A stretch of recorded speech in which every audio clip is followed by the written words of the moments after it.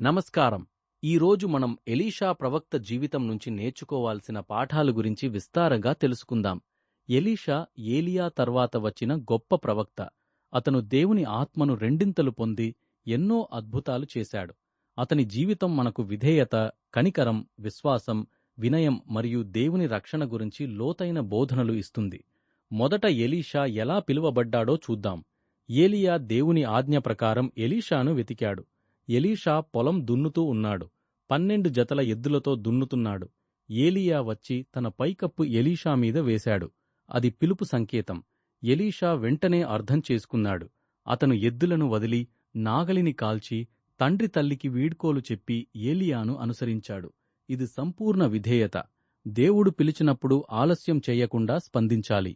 మన జీవితంలో కూడా దేవుని పిలుపు వచ్చినప్పుడు సిద్ధంగా ఉండాలి. ఏలియా తన చివరి రోజుల్లో ఎలీషాతో ఉన్నాడు. ఎలీషా అతన్ని వదలకుండా అనుసరించాడు. గిల్గాలు నుంచి బేతేలు, యెరికో, యోర్దాను వరకు వెళ్లాడు. ఏలియా ఆకాశానికి వెళ్లే ముందు ఎలీషా అడిగాడు, నీ ఆత్మ నాకు రెండింతలు కలుగునుగాక అని. ఏలియా అగ్నిరథం మరియు అగ్ని గుర్రాలతో ఆకాశానికి తీసుకువెళ్లబడ్డాడు. ఎలీషా అతని పైకప్పు తీసుకుని యోర్దాను నదిని కొట్టి దాటాడు. దేవుని సేవకులను గౌరవించి అనుసరించడం ద్వారా ఆశీర్వాదం వస్తుంది. ఎలీషా మొదటి అద్భుతాల్లో ఒకటి యెరికో నీళ్లను శుద్ధి చేయడం. యెరికో నగరం మంచిది కాని నీళ్లు చెడిపోయి ఉండేవి. భూమి పంటలు ఇవ్వడం లేదు. నగర ప్రజలు ఎలీషాను వేడుకున్నారు. ఎలీషా కొత్త గిన్నెలో ఉప్పు తెప్పించి నీటి ఊటలో వేసి ప్రార్థించాడు. నీళ్లు మంచివి అయ్యాయి. దేవుడు సాధారణ వస్తువుల ద్వారా కూడా గొప్ప అద్భుతాలు చేస్తాడు. మనం దేవుని మీద నమ్మకం ఉంచాలి. తరువాత ఒకసారి బాలురు ఎలీషాను చూసి బట్టతలవాడా, ఎక్కువిక్కు అని అవమానించారు. ఎలీషా వారిని చూసి శాపం పెట్టాడు. అప్పుడు అడవి నుంచి 2 ఎలుగుబంట్లు వచ్చి 42 మంది బాలురను చీల్చివేశాయి. ఇది దేవుని సేవకులను గౌరవించాలని బోధిస్తుంది. దేవుని మనుషులను తేలికగా చూడకూడదు. ఒక విధవరాలి కథ చాలా గొప్పది. ఆమె భర్త ప్రవక్తల శిష్యుల్లో ఒకడు. అతను చనిపోయాడు. రుణం ఉంది. రుణదాతలు ఆమె కొడుకులను బానిసలుగా తీసుకోబోతున్నారు. ఆమె ఎలీషా దగ్గరికి వచ్చింది. ఎలీషా అడిగాడు, నీ ఇంట్లో ఏముంది అని. ఆమె చెప్పింది, ఒక కుండ నూనె మాత్రమే ఉంది అని. ఎలీషా చెప్పాడు, బయటికి వెళ్లి ఎన్నో కుండలు అరువు తెచ్చుకో, తలుపులు మూసుకుని నూనె పోయి అని. ఆమె అలాగే చేసింది. నూనె అన్ని కుండలు నిండే వరకు వచ్చింది. ఆమె రుణం తీర్చి మిగిలినది కుటుంబం జీవించడానికి సరిపోయింది. దేవుడు మన కొద్ది వస్తువులను వృద్ధి చేస్తాడు. కనికరం చూపి సహాయం చెయ్యాలి. షూనేమీయురాలు ధనవంతురాలు. ఆమె ఎలీషాకు ప్రత్యేక గది ఏర్పాటు చేసింది. ఎలీషా ఆమెకు కొడుకు పుట్టాలని చెప్పాడు. ఆమెకు కొడుకు పుట్టాడు. కొన్ని సంవత్సరాల తర్వాత ఆ కొడుకు చనిపోయాడు. ఆమె ఎలీషా దగ్గరికి పరిగెత్తి వచ్చింది. ఎలీషా తన సేవకుడు గెహజీని పంపాడు, కాని ఫలితం లేదు. తానే వెళ్లి ప్రార్థించి ఆ కొడుకు మీద పడుకుని బ్రతికించాడు.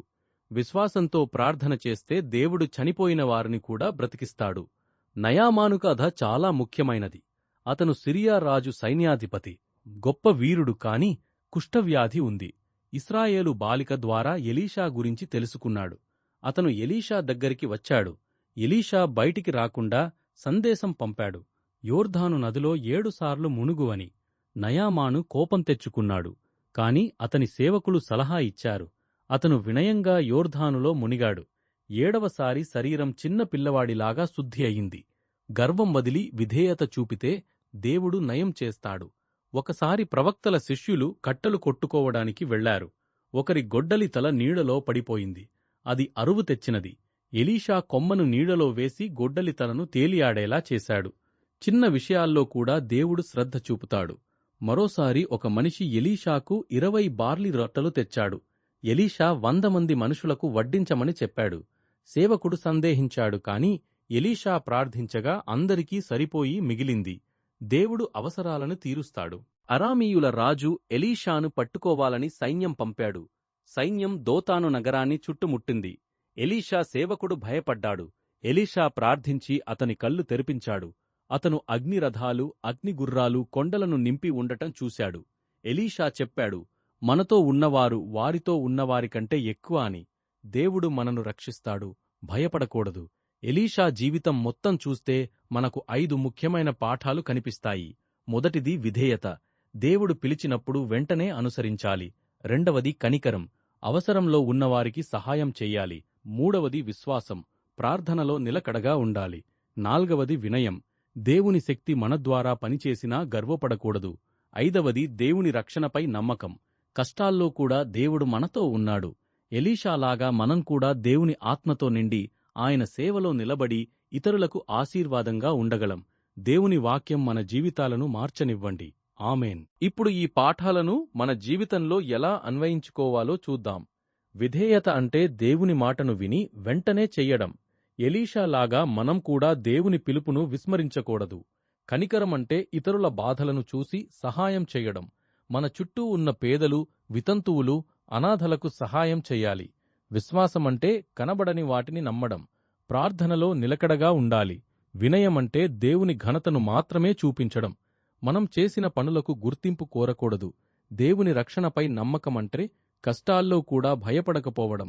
దేవుడు మనతో ఉన్నాడని నమ్మాలి.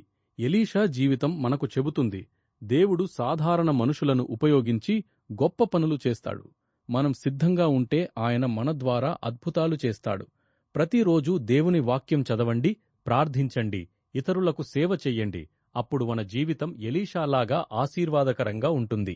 మరోసారి గుర్తుంచుకోండి, విధేయత, కనికరం, విశ్వాసం, వినయం, దేవుని రక్షణ, ఈ 5 పాఠాలు మన జీవితాన్ని మార్చగలవు. ఎలీషా ప్రవక్తను అనుసరించి మనం కూడా దేవుని సేవలో నిలబడదాం. ఆమేన్.